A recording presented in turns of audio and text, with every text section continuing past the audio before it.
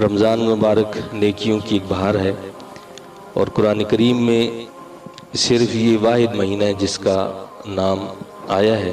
اس کے علاوہ کسی دوسرے مہینے کا قرآن میں نام استعمال نہیں ہوا ہے، بلکہ اشارے کنائے میں بتایا گیا ہے۔ اور رمضان اسی لیے کہتے ہیں اس کو کہ یہ گناہوں کا گویا کہ کفارہ بن جاتا ہے، یہ گناہوں کو جلا دیتا ہے۔ رمضان کا مہینہ اتنا عظیم مہینہ ہے کہ پورا سال جنت کو اس مہینے کے لیے آراستہ کیا جاتا ہے، اور اسی مہینے کے اندر روزانہ 10 لاکھ لوگوں کو جہنم سے آزاد کیا جاتا ہے۔ اور اگر جمعے کا دن ہو یا جمعے کی شب ہو تو ہر گھڑی میں 10 لاکھ لوگوں کو جو کہ جہنم کے مستحق ہو چکے ہوتے ہیں اس جہنم کی آگ سے آزاد کیا جاتا ہے۔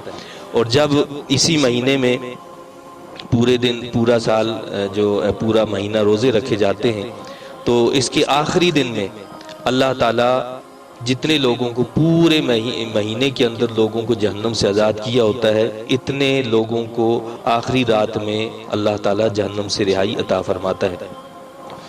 اس مہینے میں جنت کے تمام دروازے کھول دیے جاتے ہیں اور دوزخ کے سارے دروازے بند کر دیے جاتے ہیں۔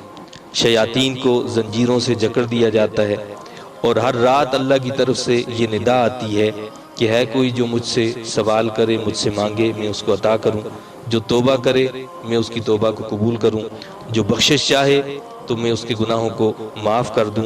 یہ صدائیں مسلسل آتی رہتی ہیں، اور حدیث شریف میں آتا ہے کہ لوگوں کو اگر رمضان کی بزرگی کا علم ہو جائے، یہ کتنا عظیم مہینہ ہے، تو وہ تمنا کریں کہ پورا سال رمضان کا مہینہ ہی رہے۔ اور اسی ماہ میں روزے دار کا سونا بھی عبادت قرار پایا ہے، خاموش رہنا، تسبیح پڑھنا، یہ سب عبادت ہے۔ اور اس ماہ میں جب روزے دار اللہ سے دعا مانگتا ہے، اللہ تعالیٰ اس کی دعا کو قبول فرماتا ہے، اور روزے دار کے لیے 70,000 فرشتے بخشش کی دعا مانگتے ہیں۔ اس مہینے کا پہلا عشرہ رحمت کا عشرہ ہے، دوسرا مغفرت کا عشرہ ہے، اور تیسرا عشرہ دوزخ سے نجات کا اور آزادی کا عشرہ ہے۔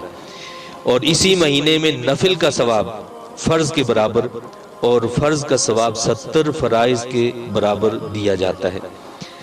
اس مہینے میں روزے دار کو افطار کروانا یہ گناہوں کی بخشش کا سبب بن جاتا ہے اور دوزخ سے نجات کا ذریعہ بن جاتا ہے۔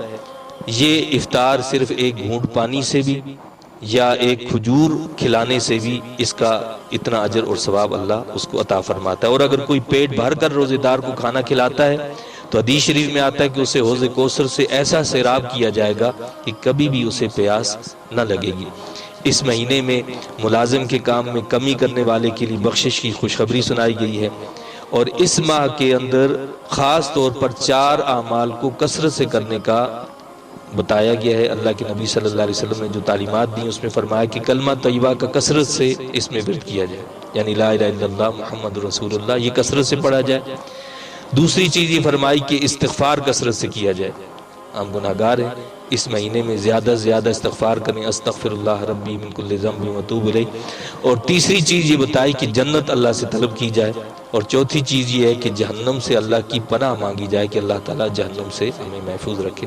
اللہ پاک سے دعا ہے کہ اللہ تعالیٰ اس ماہ مقدس کو ہماری بخشش کا ذریعہ بنائے۔